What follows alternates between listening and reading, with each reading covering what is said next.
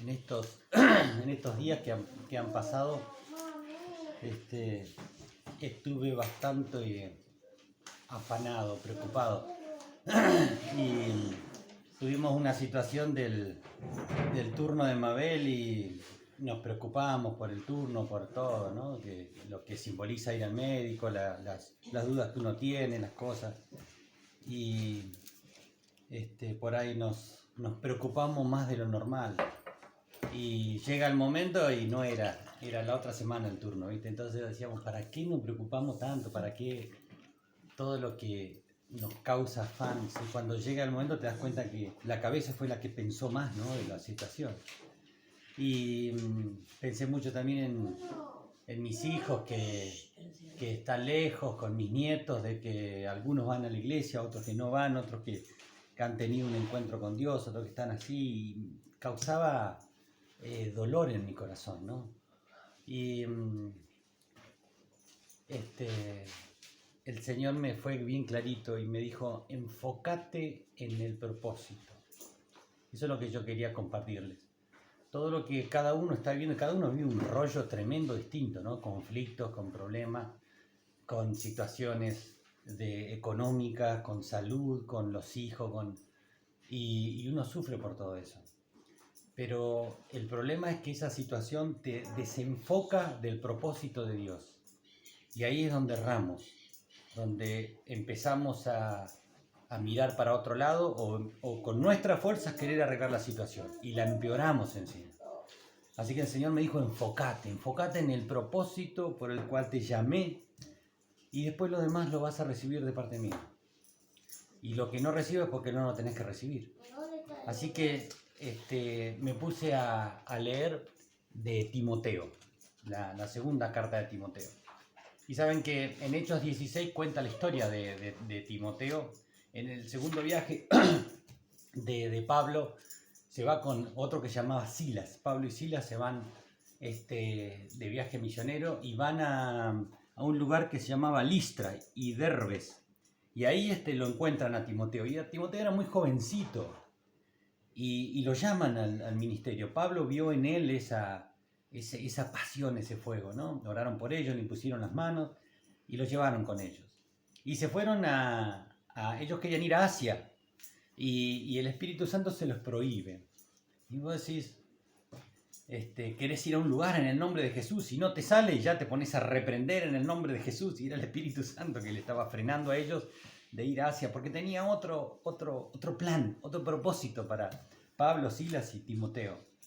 Y se lo llevan y tiene una visión Pablo, que un hombre macedonio, en un sueño lo ve que un hombre de Macedonia le pedía por favor que venga a Macedonia, a la zona de Macedonia, para traer el evangelio que lo estaban necesitando, que era la zona de Éfeso, de Filipo, donde se manifestó después Dios tremendo, ¿no? Y se va Pablo para allá, para Macedonia. Y entrando a Filipos, encuentra una mujer que se llamaba Lidia, que era vendedora de púrpura de Tiatira. No sé si se acuerdan cuando hablamos de las 7 iglesias del Apocalipsis, la iglesia de Tiatira, ¿no? Y donde estaba Lidia. Imagínense que si él se hubiera ido para Asia y no hubiera escuchado, no hubiera cumplido el propósito. El propósito de Dios se va a cumplir igual, a pesar de mí, se va a cumplir igual. Pero el tema es, ¿dónde estoy yo? ¿Qué estoy haciendo yo? ¿Estoy en el propósito de Dios o estoy en un propósito que yo elegí porque a mí me gusta? Y se lo lleva ahí y ahí conoce a Lidia, se entrega a ella, se entrega a toda la familia y todas las mujeres que estaban ahí con ella, que después llevan a Tiatira, llevan al lugar donde ellas vivían, llevan el evangelio y le llevan la luz de Dios a toda la demás gente, a su familia, a la gente del pueblo. Y empieza el despertar de Dios en esos lugares, ¿no? Y él se va ahí a Filipos y está predicando el evangelio. ¿Y qué pasa? Lo meten preso por predicar el evangelio, porque vino una chica que lo seguía y daba voces y diciendo, estos son enviados de Dios. Y ella era divina. Ella hacía tarot y cartas y todas esas cosas. Y la gente le preguntaba por el futuro y ella estaba endemoniada. Entonces Pablo, cansado ya, le dice, te reprendo en el nombre de Jesús, fuera del demonio de adivinación de su vida. Y ella queda libre. Pero como ella a sus amos les daba ganancia, se arma un revuelo porque ahora no, ella no era más adivina. Entonces sus amos, que tenían peso en la ciudad, empezaron a denunciarlo. Entonces los meten presos y los castigan y le rompen la ropa y le dan con vara, ¿viste? Y los meten presos y le dicen, al fondo, al último calabozo, al más oscuro, al más frío, al más húmedo. Y van Pablo y Silas presos allá. Y toda la noche cantando se la pasaron. Y vos decís, estando presos seguís alabando a Dios. ¿Dónde está el propósito de Dios? ¿Cómo va a estar el propósito de Dios? Mandarte a la cárcel, allá al fondo, y encima al último orejón del tarro, allá al fondo. Y le mandaron grilletes en los pies y en las manos para que no se escapen. Y le dieron vara. Oye, este es el propósito de Dios, que está allá en un lugar oscuro, frío, solo. Y ellos pusieron a cantar. Y alabaron a Dios en la plena oscuridad. ¿Y qué pasó? Vino un terremoto. ¡Rah! Se abrieron las puertas, se le cayeron las cadenas, todo. Milagro de Dios. Quedaron en libertad. Y vino el carcelero cuando ve todo eso y dice, no, se me escaparon los presos, voy muerto yo. Así que saca esa espada para matarse. Y Pablo le grita allá en el fondo, no, no te mates, pará, estamos todos acá, no se fue nadie.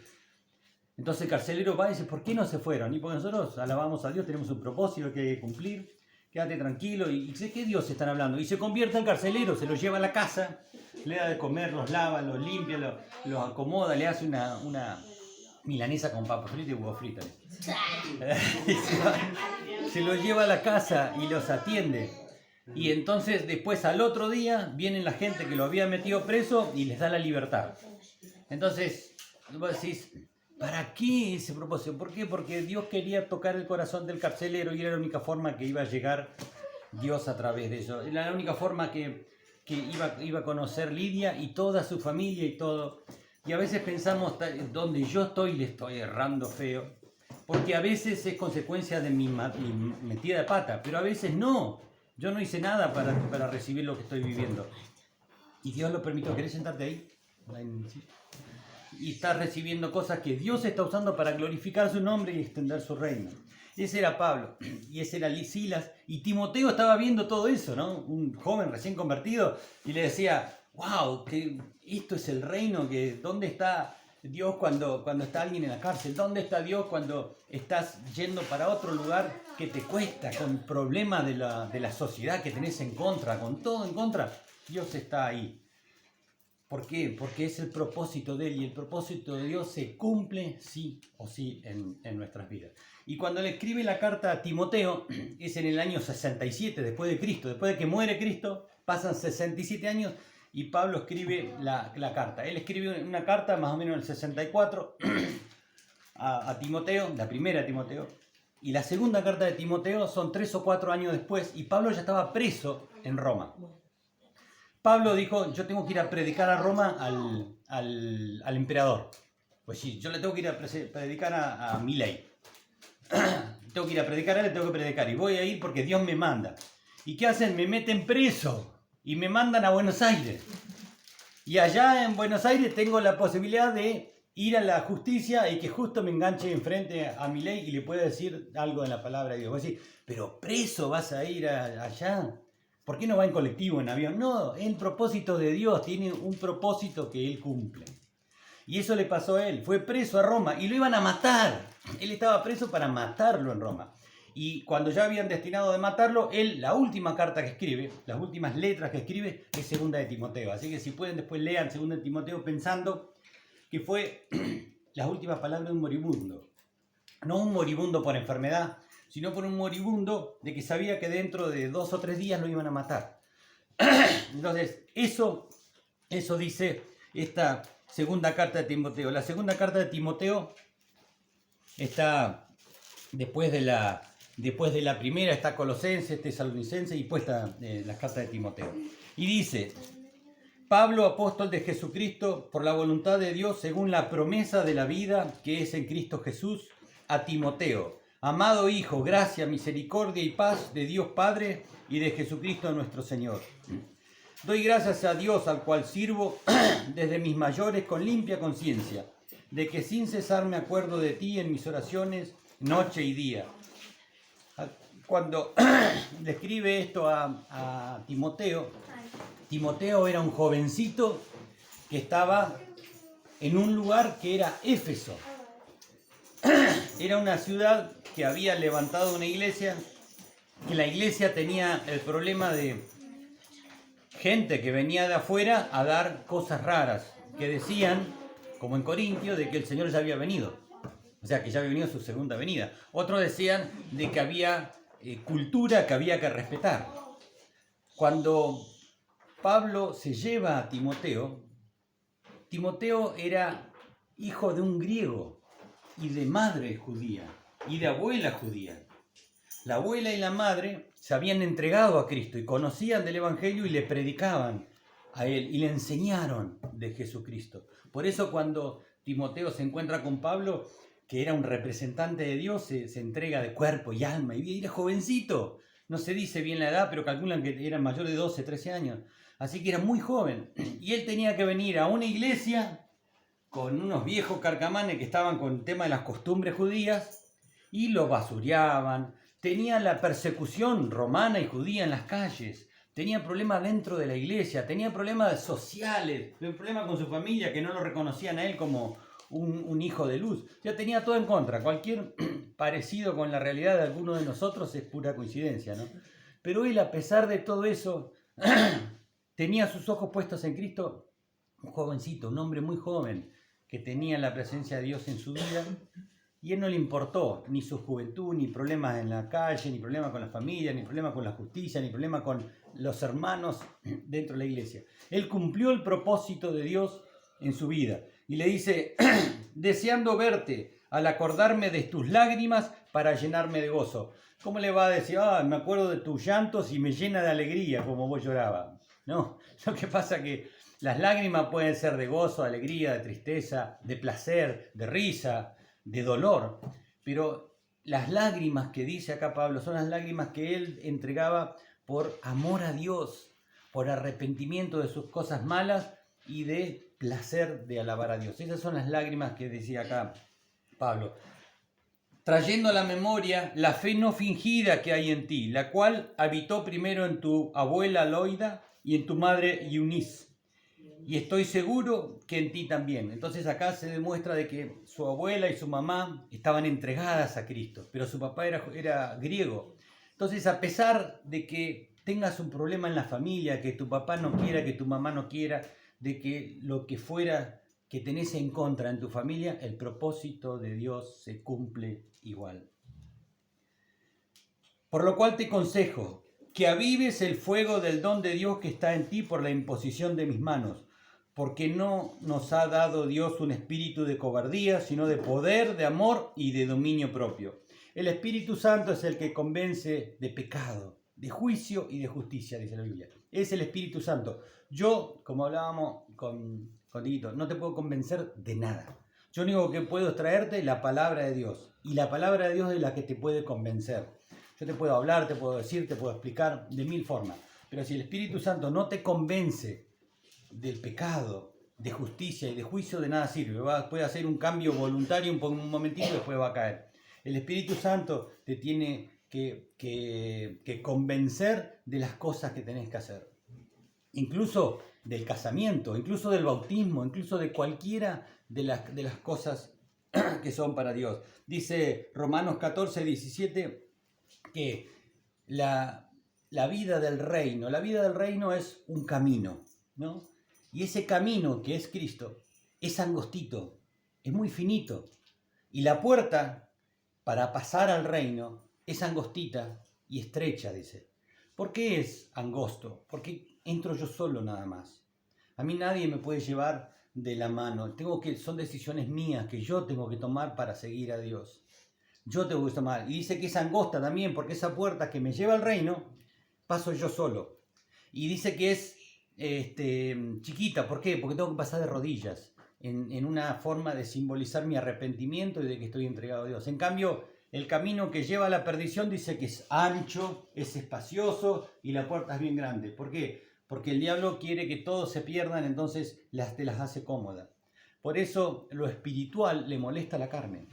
Todas las cosas que tienen que ver con el espíritu le molesta la carne, cuesta levantarse para ir a la iglesia, cuesta levantarse para orar, cuesta ponerse a leer la Biblia, porque eso es espiritual y la carne no le gusta, ¿no? Por lo tanto, no te avergüences de dar testimonio de nuestro Señor ni de mí, preso suyo, sino participa de las aflicciones por el Evangelio según el poder de Dios. ¡Wow! Te dice, imagínate, él viene a predicar de Pablo. ¿Y cuál Pablo? El que está preso. ¿Cómo va a estar preso? ¿Dónde está Dios ahí? Cuando está enfermo, ¿dónde está Dios? ¿Dónde está pasando mala situación económica? ¿Cómo? ¿Dónde está Dios? A veces pensamos que Dios es un mozo, ¿no? De que yo necesito algo, Señor, dame esto. Señor, dame de aquello. Señor, está acá. Señor, guardá allá. Señor, bendecí allá. Y no es así, soy yo el que tiene que estar a disposición de Él. A veces la cultura nos ha presentado ese Dios de cubrir mis necesidades. Y Dios no es así. Esa es la forma fácil y liberal de conocer a Dios. Dice, no te avergüences de dar testimonio. La vergüenza es el freno número 1 de todas las cosas. ¿Pero por qué otra vez? Porque está en tu carne. ¿Saben? Yo soy muy vergonzoso. A mí me cuesta hablar delante de la gente, pero cuando yo empiezo a hablar de Dios se me cambia automáticamente la situación. Porque no soy yo, porque es el Espíritu Santo. Avergüenza la carne hablar de Jesús, porque todos se te burlan, te dicen, ¿y este que se la da de santo? ¿Y quién nos hace santo? El santo que está en vos. ¿Quién nos hace justo? El justo que está en vos. ¿Quién nos hace libre? El que da la libertad. ¿Quién te da la vida? El que da la libertad, que es Cristo Jesús. Él dice, somos...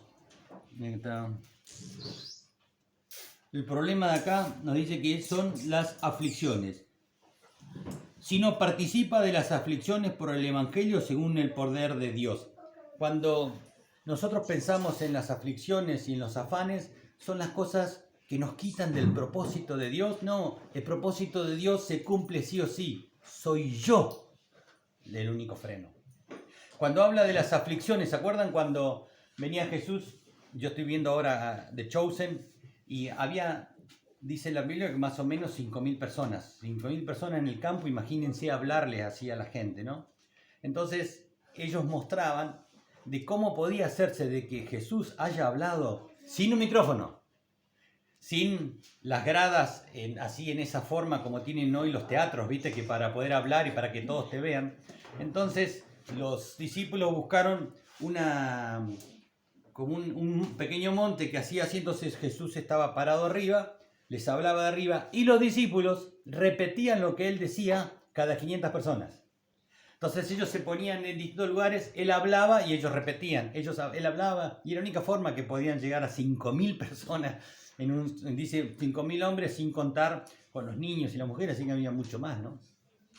Y él les dice la parábola la parábola del sembrador. Y cuando nos ponemos a pensar en la parábola del sembrador, dice que el sembrador va y tira las semillas, que es la palabra de Dios. Y a veces puede caer en el camino y vienen las aves del cielo y se llevan esa semilla. Y él después les explica, que le dice que cae en el camino, en los que están en el camino, que es nuestro corazón, vienen los malos pensamientos, que son las aves, y te llevan. Dicen, ¿y este qué está hablando? ¿Qué tengo que estar yo escuchando? ¿Qué no le creo las cosas de esto de la Biblia? Y se va, y el pensamiento te lleva a la palabra. Y después dice, hay otra semilla que cayó entre las piedras. ¿Y qué pasó? Y vinieron las persecuciones, vino las aflicciones, los problemas, las situaciones raras, que me cuesta levantarme, que me cuesta orar, que me cuesta... Ese me cuesta son las aflicciones. Mi familia, que me dice lo contrario, la sociedad que me trae problemas, esas son las aflicciones y las persecuciones. Y eso es lo mismo, te quita la semilla y se lleva la semilla. Y si hay otra semilla que cayó entre los espinos y vinieron los afanes de este mundo, las ganas de y las riquezas. Esto es cuando dice la Biblia de que el amor a las riquezas, al oro, al dinero, es la raíz de todos los males. ¿Por qué? Porque yo estoy basando todo en lo que yo puedo, en mis recursos, o en mis condiciones, o en mi fuerza, o en mi control, se llama eso. En mí, Y eso es lo que me hace de que la planta se muera, no crezca porque las raíces son cortas. En cambio otra cayó en buena tierra. Dice, esa semilla va a dar fruto. Buena tierra es el corazón arrepentido, contrito, humillado, que es obediente a Dios. Esa semilla va a dar fruto. Y dice que va a dar al 100, al 60 y al 30. Y yo le preguntaba al Señor, ¿por qué? Porque todos tienen que dar fruto. Todos tenemos que dar frutos. Algunos más, otros van a dar menos y otros van a dar más o menos. Pero todos tienen que dar fruto. ¿Se acuerdan cuál es el fruto? Amor, gozo, paz, paciencia, bondad, benignidad, fe, mansedumbre, templanza. Eso es el fruto, es el resultado de obrar de Dios en mi corazón. Todos los que son buena tierra y fértil en su corazón y la semilla de Dios, la palabra es plantada y crece, da el resultado. Pero hay muchos que estamos a veces la semilla que cayó en las piedras o que cayó en los espinos se muere, pero siguen creyendo para ellos mismos que estoy en la iglesia, estoy en el reino y estoy equivocado porque estoy muerto. Estoy muerto a mí, a las cosas de Dios. No es que yo me morí y que nace una nueva criatura, porque la nueva criatura, cuando muere mi yo, mi carne, nace esa nueva criatura que es la que está en el reino. Esa nueva criatura es la que estaba perdida en este mundo y muchos se dicen, encontré a Dios.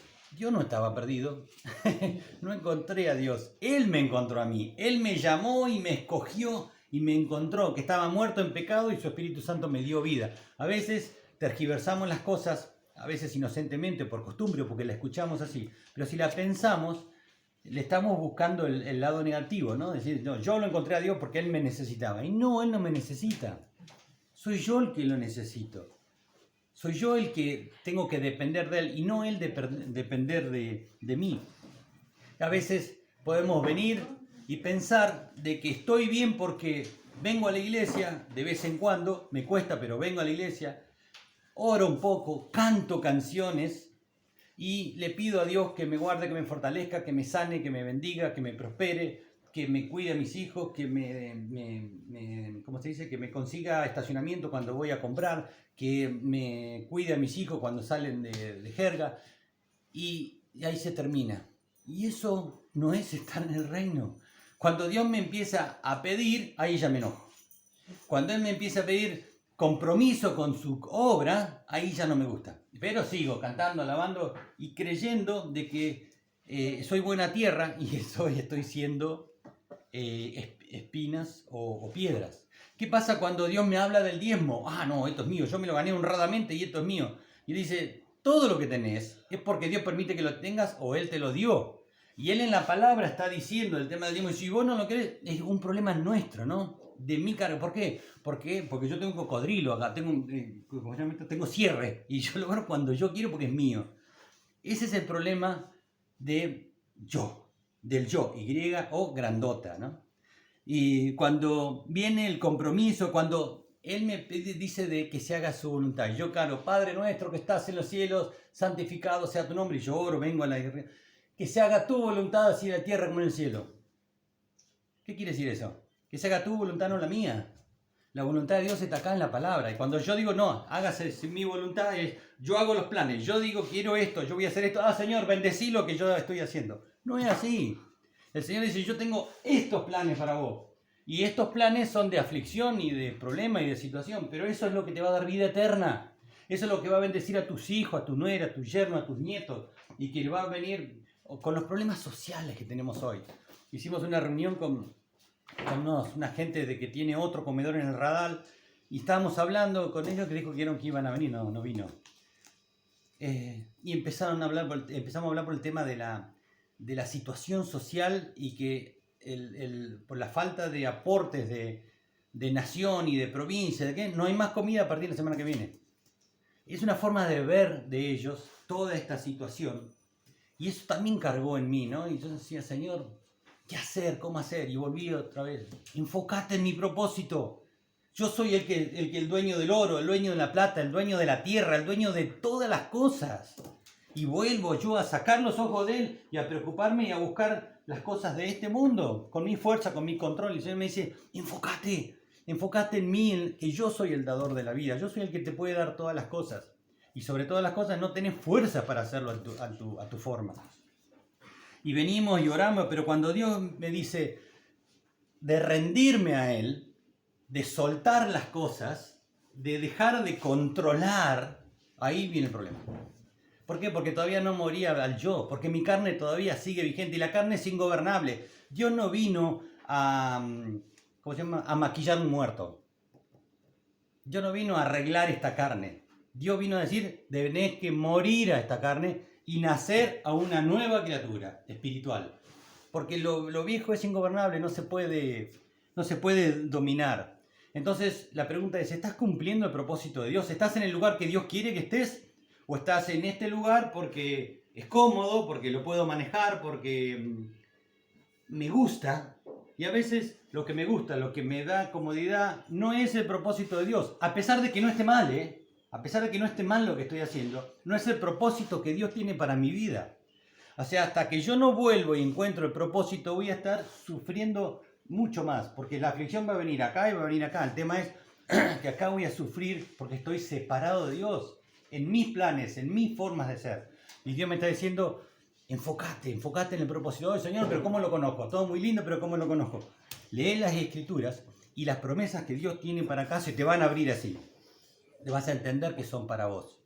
Dice, nada va a impedir de que se cumpla el propósito. Nada. ¿Quién nos salvó y llamó con llamamiento santo? No conforme a nuestras obras, sino según el propósito suyo, dice Pablo a Timoteo.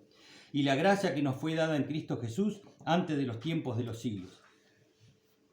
El propósito de Dios es uno, es Cristo Jesús. A veces nosotros decimos, bien intencionados, Dios tiene un propósito para tu vida. Y es media verdad, porque el propósito de Dios es uno solo, es Cristo Jesús. Es yo en el propósito. No, Dios tiene un propósito para vos. ¿Por qué? Porque ese propósito que tiene para vos es separado del resto. No. Es un propósito, es Cristo Jesús el propósito. Darle gloria a Él, extender el reino, que el mundo lo conozca, que Él habite en todos los corazones, que se extienda el reino. Cada uno después va a tener su propósito con Dios que te lo va a manifestar. Pero el propósito es uno, es Cristo Jesús. Y ese propósito se va a cumplir a pesar de mí mismo. A pesar de que yo soy cabeza dura y tengo problemita de obediencia o de problema con la autoridad o problema de víctima, el ser humano, el hombre del mundo se victimiza. Nada va a impedir que se cumpla el propósito. Dice Hechos 17:28, en Él vivimos, en Él somos y en Él nos movemos. Nada está fuera de Cristo. Nada. Nada puede impedir que se cumpla tu propósito. Ni tu pasado, ni tu presente, ni tu futuro. Pero ni tu pasado. Si nosotros nos ponemos a ver en el pasado, cuando vemos de Abraham. Abraham, él venía de Ur de los Caldeos, de un lugar distinto. Dios lo llamó y se entrega a Dios. No importaba de dónde venía. Él a partir de ese momento se entregó al Señor y cambió su vida radical, pero radicalmente. Y él es el padre de Ismael, de Agar con la sierva, y de Isaac. Imagínense Isaac, el pasado que tenía. Yo tengo un papá que se llama Abraham. Es buen padre, me quiso degollar una vez, me llevó al monte y me quiso degollar. Dios lo paró si no me degollaba. Qué pasado, ¿no? Y dice, yo tengo mi hermano mi hermanastro que mi papá lo dejó en el desierto para que se muera. Decía que intervino Dios y le dio agua, si no se hubiera muerto. ¿Qué podía decir ese chico, Isaac, de su familia? Y a pesar de eso, él decidió y cumplió el propósito de Dios. José decía, ¿y qué tal tu familia? Y mis hermanos me vendieron, me tiraron un pozo, me vendieron a una nación distinta que me tuvieron como esclavo, estuve preso. Oh, qué pasado que tuvo José. Pero Dios estaba con él y se cumplió el propósito y fue el segundo de la nación más poderosa del planeta. Ese era José. Su pasado impidió que se cumpliera el propósito. No, él decidió seguir a Dios y su carne la dejó de lado. Moisés, ¿qué podía decir Moisés de su mamá? Y mi mamá me dejó en un canastito y me tiró al río para ver si alguien No, pero a mí mi mamá me dejó, a mí mi mamá me pegaba, a mí mi mamá me dejó en un río, flotando a la deriva para que vaya a algún lado. ¿Qué podías decir de lo que te pasa en tu casa que sea peor que esto? Jesús nació en el lugar más sucio, más olvidado y más solo. Nadie vino a hacer un baby shower con María. Nadie le trajo cosas al nacimiento. El gobierno mandó a matarlo, a buscarlo y tratar de matarlo de cualquier forma. Y por culpa de él murieron 2000 niños de su edad. ¿Cómo puede decir alguien, no, yo tuve una infancia embromada? Mira lo que le pasó. Su familia lo rechazó. Ni tu familia puede impedir que se cumpla el propósito. Dice en Marcos 6.4, dice, Marcos 6.4, nadie es profeta en su tierra, ni tiene honor, ni en su familia. Porque te van a decir, vos, a mí me decían el sordo cuando era joven. Y era un delincuente de medio pelo, no era tampoco, era un delincuente de medio pelo. Y era malo, era perverso. O sea, todo lo que me conocieron en esa época todavía me dicen, sordo, ¿cómo andás vos, delincuente? No, y algunos no te creen, ¿no? O algunos te quieren volver a llevar a ese lugar donde vos viniste. Pero vos sos luz, sos sal. Vos sos el que tiene que cumplir el propósito de Dios. Pero tenés que decidir vos, como lo vimos la vez pasada. Y nosotros, viendo los mensajes que venían a partir del inicio de año, hablamos de que Dios nos habló de que este año es un año de compromiso con Él. No tanto con la obra de Dios, porque todos los que estamos acá estábamos comprometidos con la obra, pero era un año de compromiso con Él. Después nos habló de que debemos disciplinarnos en esta nueva vida que se iniciaba. Luego que nos rindamos. ¿Por qué? Que nos rindamos de corazón, porque nuestro corazón es engañoso y perverso. Ojo con la rebeldía, con la rebelión pasiva que estuvimos viendo. Silvia nos habló del costo del buen samaritano. Y el valor de las decisiones correctas, el valor que trae tomar las decisiones correctas, como es ahora, elegir morir al yo y que se cumpla el propósito. Y vimos al rey Ezequías, lo que pasó en su vida por tomar decisiones correctas. Y el último domingo que hablamos de los llamados y escogidos, en Él, por Él y para Él. Todas esas prédicas, palabras que nos dio el Señor, que las están en la página, nos están hablando de esto, ¿no? De que debemos morir al yo y cumplir el propósito por el cual fuimos creados. Hay una palabra que no recuerdo bien si que estuvimos hablando la noche, el momento, pero si fue un sueño o una visión que Dios le dio a Graciela Fernández, allá en Comodoro, la esposa de nuestro pastor, y decía, ¡Hey ustedes los hijos de Dios! ¿Qué están esperando? ¿No son ustedes la iglesia? ¿No son la luz del mundo? ¿No ha sido derramado el amor de Dios en sus corazones? ¿No son los poseedores de la verdad que nos pueden hacer libres? Esto lo dice alguien que no conoce al Señor, ¿no? Es el Espíritu Santo que estaba hablando. ¿No son los que tienen la solución para nuestros problemas? Nosotros, esclavos de la corrupción, estamos anhelando profundamente que nos saquen de la esclavitud de nuestra corrupción y nos conduzcan a la libertad gloriosa de los hijos de Dios. ¿Qué están esperando?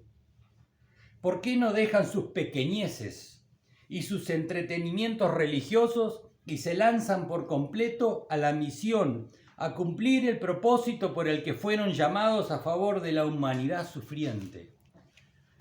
Dejen de jugar a la religiosidad, a tener un medio compromiso con Dios, porque eso no trae resultados, son las semillas muertas que caen en piedra y en espinos. Si no encuentra un corazón fértil, esa semilla no va a dar fruto. Imagínense el problema que tenía David. David tenía muchas mujeres, ¿no? David tuvo hijos y estando una mujer casada, la vio, la deseó y no pudo frenar su deseo y se acostó con ella. Y después mandó a matar al marido de ella para que ella quede de viuda y se pueda casar con él. Y tuvieron un hijo, pero ese hijo murió porque Dios le dijo, ese hijo viene mal. ¿Por qué? Porque él había pecado y tenía que pagar las consecuencias de ese pecado. Y sus hijos, Tamar, su hija Tamar, fue violada por su hermano Amnón. Y su hermano Absalón mató a su otro hermano por haber violado a su hermano. O sea que tenía una hija violada, un hijo asesino, un hijo asesinado y violador. Tuvo problemas con sus esposas. Su hijo Absalón lo destrona al padre por la violencia y viola a todas sus madrastras enfrente del pueblo. Y eso es una familia, va a decir, ¿dónde está la familia? Pero Dios lo muestra porque a pesar de las situaciones que puedan vivir en tu casa, el Señor me dijo, tus hijos están en mis manos.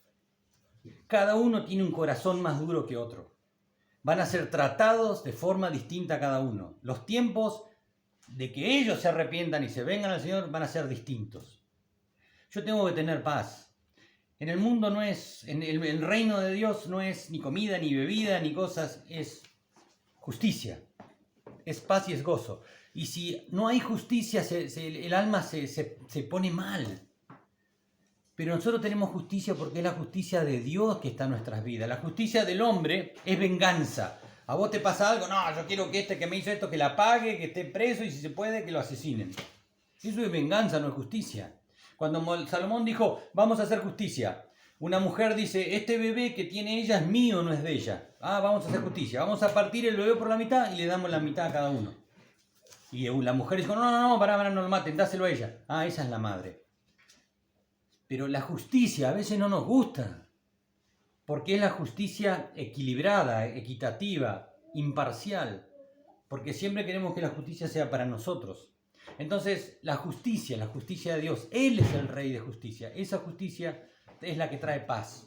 Y la paz no la paz de este mundo, que es la ausencia de conflicto. No. La paz que sobrepasa todo entendimiento y guarda mi corazón, dice la Biblia.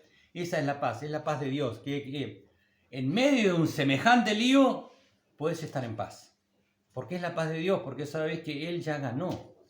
Y esa paz te trae el gozo. Que en medio de un problema, ya sea familiar o lo que fuera, no vas a estar rompiendo las cosas, ni gritando, ni tomando malas decisiones. ¿Por qué? Porque la justicia de Dios está en vos, que es lo que te trae paz y te va a dar el gozo. Así que el propósito de Dios se va a cumplir. Y no importa ni tu familia, ni vos, o sea, ni tu entorno, ni tu situación económica, ni tu trabajo, ni si no tenés trabajo. Nada puede impedir de que el propósito de Dios se cumpla.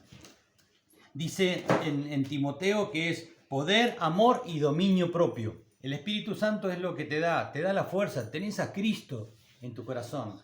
Dice la Biblia que nosotros tenemos la mente de Cristo a través de su Espíritu Santo. Tenemos sus virtudes, tenemos su poder, todo lo que Cristo tiene y es, lo tenemos a través de su Espíritu Santo.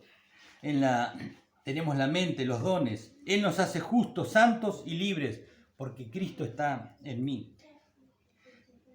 Si nosotros vemos en Hebreos 11 y en el Antiguo Testamento cómo los nombrados héroes de la fe, y pensamos en Moisés, en Elías, en Eliseo, en Sansón, tenía una super fuerza. Elías abría el mar, abría los ríos, los milagros y maravillas que hizo Moisés. Pero ¿dónde estaba el poder de Moisés? No tenían el Espíritu Santo en ellos. Venía el poder sobre ellos en un palo, en una vara. Él golpeaba, tocaba la roca y salía agua. Él tocaba el mar y se convertía en sangre. El poder lo tenían en el palo. Elías y Eliseo, el poder lo tenían en el manto, o sea que él golpeaba con el manto el río y el río se abría. Le tiraba el manto a alguien y ese caía. Sansón lo tenía en el pelo. pero hoy está en tu corazón. Si viene Moisés acá, te pega un palazo por la cabeza, porque no entendés que el Espíritu Santo está en vos, el poder que yo tenía en esa vara, ellos podían entrar en el Antiguo Testamento una vez al año, una sola persona a la presencia de Dios. Hoy vos podés entrar en tu baño a la presencia de Dios. La presencia de Dios está en vos, pero créelo. Si no, no vas a poder cambiar, porque vas a seguir luchando y luchando contra vos mismo. ¿Quién es el único enemigo que tiene el propósito de Dios? Tu carne. Sos vos el único enemigo que tiene para que no se cumpla el propósito de Dios a través de tu vida. El propósito de Dios se va a cumplir, pero en mí no. Y yo voy a dar ¿cómo se dice?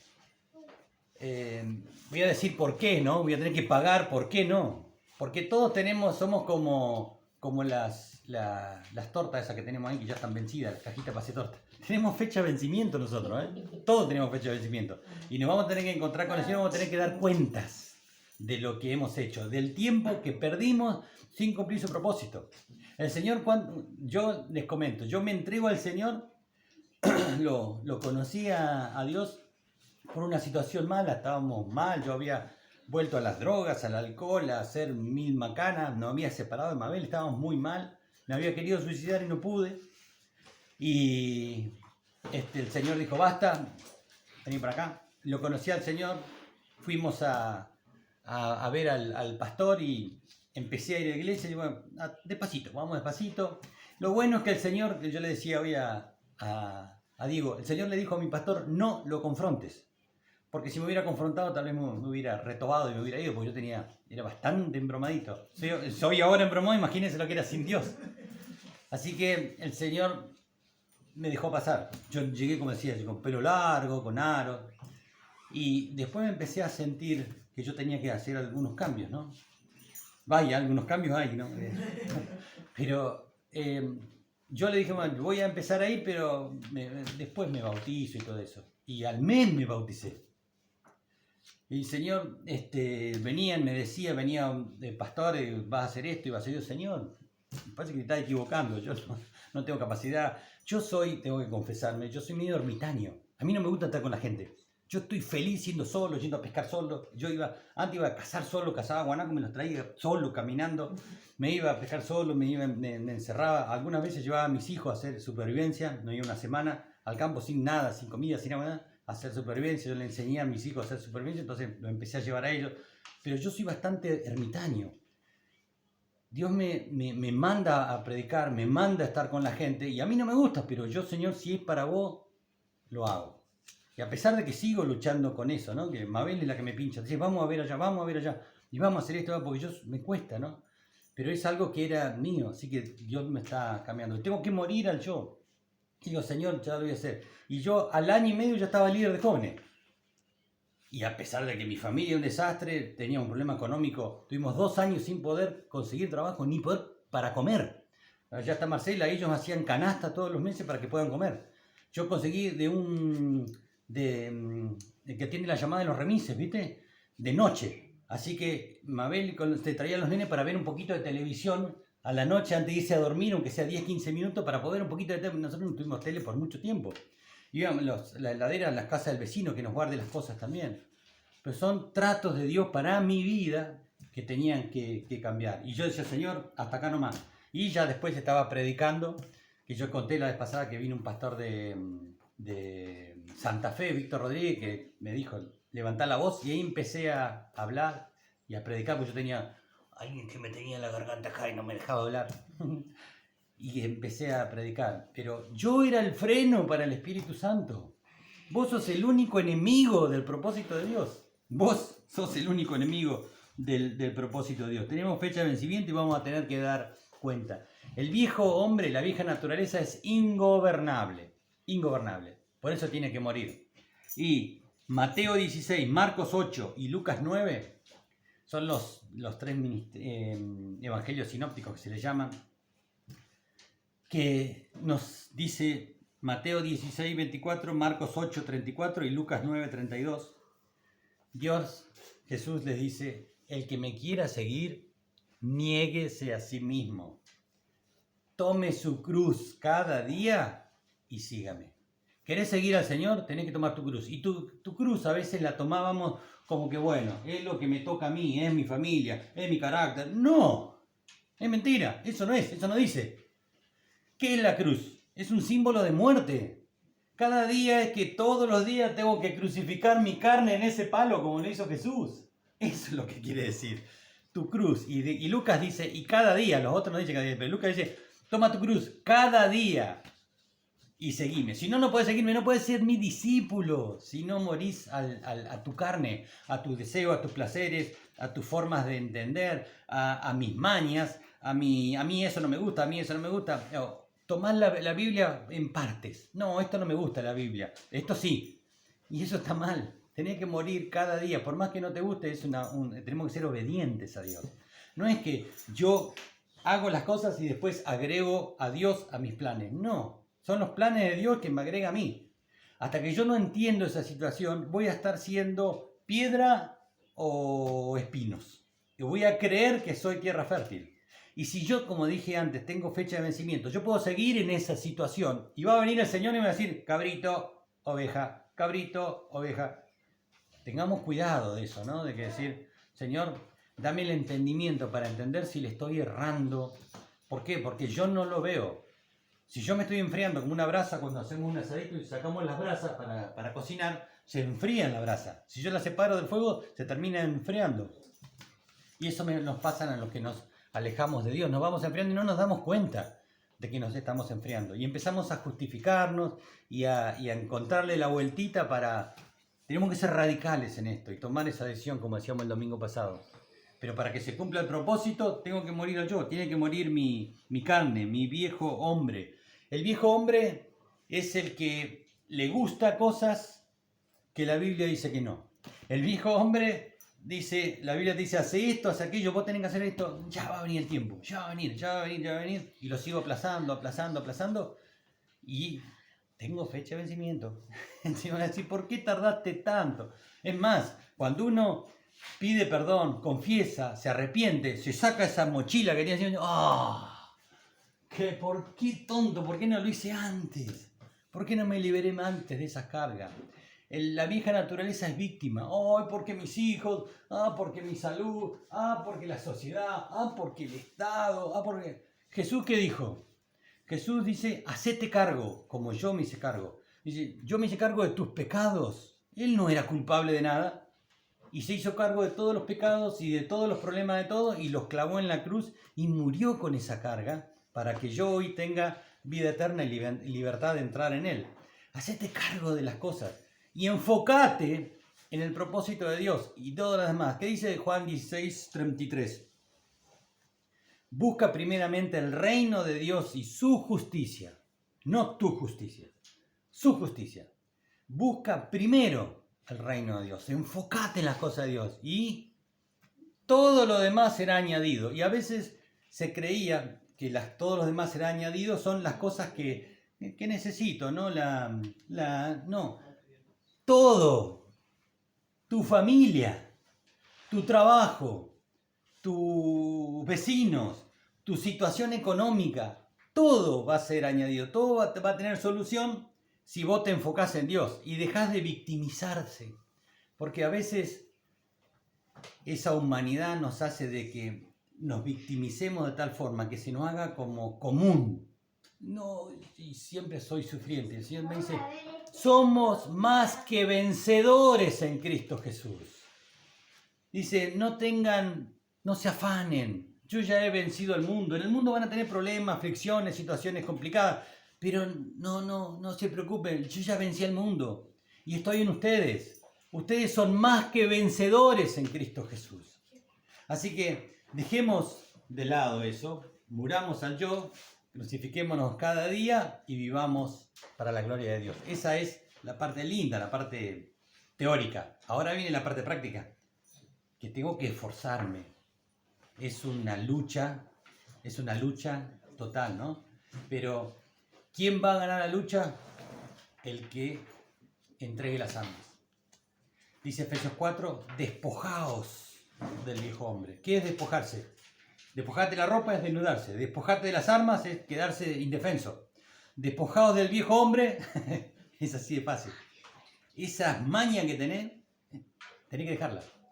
Esas formas de ser, tenés que dejarlas. Ese carácter, no, yo tengo un carácter, tenés que dejarlo. Se cuesta, sí, porque a veces se te escapa la paloma, ¿no? Se le escapa la paloma y se te escapa todo. Pero el Señor te dice, Él sigue estando con los brazos abiertos esperándonos, ¿no? Dejá de esa forma de ser y vení a mí para que Él te tenga upa, para que Él te solucione el problema de trabajo, de tu familia, de tus hijos. Eso me dijo a mí, ¿eh? Vos buscame a mí, enfócate en el propósito que yo te di, que quiero que estés, en donde estés, haciendo lo que yo quiero. Y dejá lo otro demás, que eso me encargo yo. Yo me voy a encargar del corazón de tus hijos, del corazón de tus nueras, de tus yernos, de tus nietos, del trabajo de mis hijos, que era algo que desde que cerramos la empresa, yo tengo una carga tremenda por el tema de ellos, ¿no? Que están ahí ahora, ¿cómo se dice? Saltando de un lugar a otro y comiendo como caballo ajedrez salteado. Y el Señor me dijo, enfocate en mi propósito y yo me encargo de ellos. Yo tengo que hacer, ¿no? Tengo que amarlos, tengo que ayudarlos, tengo que corregirlos, tengo que decirle esto está mal, esto está bien, tengo que cuando empiezan a portarse mal darle un chirlo, marcarles bien el límite, eso está bien, pero que eso no te preocupe, no te desvele y te saque del propósito de Dios. Buscalo a Él y Él se va a encargar de tu señora, se va a encargar de tu señora, vos buscalo a Él y Él se encarga. Amén. Oremos, Padre, te damos toda la gloria a vos, Señor, te decimos gracias por nuevamente haberme hablado, papá, haberme mostrado las cosas para cambiar, las cosas que vos querés, Señor, tu voluntad. Y Padre, tomamos esta palabra de enfocarnos en tu propósito, en el nombre de Jesús, y te decimos, sí, Señor, aquí estamos, queremos despojarnos de nosotros mismos, vaciarnos y que seas tú en nuestras vidas. Ayúdanos, Señor. Aquí, Señor, hay dones espirituales, hay ministerios. Revélate a la mente, al corazón de mis hermanos trayendo tu verdad, Señor. Revélate con ese propósito eterno que tenés para nuestras vidas, Señor, para que seamos herramientas útiles en tus manos para llevarte a vos, Señor. Ser esas vasijas de barro que tienen ese tesoro que es tu presencia, para que el mundo pueda conocerte, pueda verte, pueda recibirte y pueda amarte y bendecirte como lo queremos hacer nosotros, Señor. Padre, guarda y bendice a mis hermanos, Señor, esta palabra que es librada, soltada en el nombre de Jesús, para todos aquellos que hayan recibido, Señor, la hayan escuchado, va a cumplir ese propósito por el cual es enviada. Padre, yo los bendigo en el nombre de Jesús, los reclamo para tu gloria y en el nombre de Jesús, Señor, desato libertad, desato sanidad en el nombre de Jesús aquí en la tierra, rogándote que tú lo hagas desde los cielos, Señor. Gracias, Padre, te bendecimos y te damos toda la gloria, la honra y el honor a ti. Te lo pedimos, te lo agradecemos en el nombre de Jesús. Amén.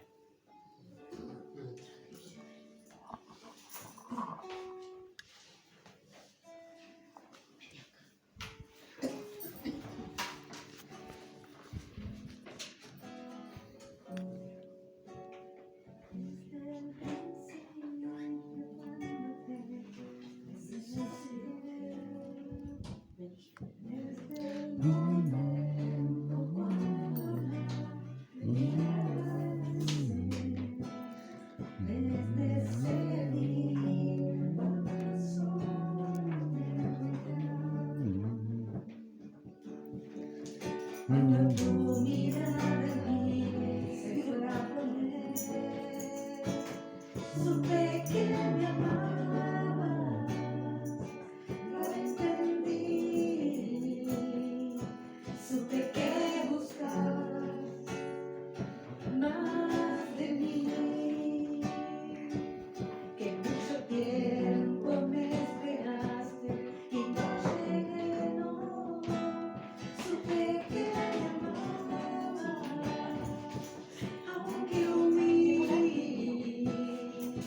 lejos de tu casa, yo me fui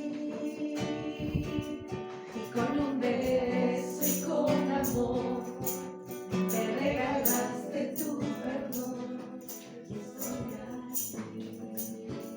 Y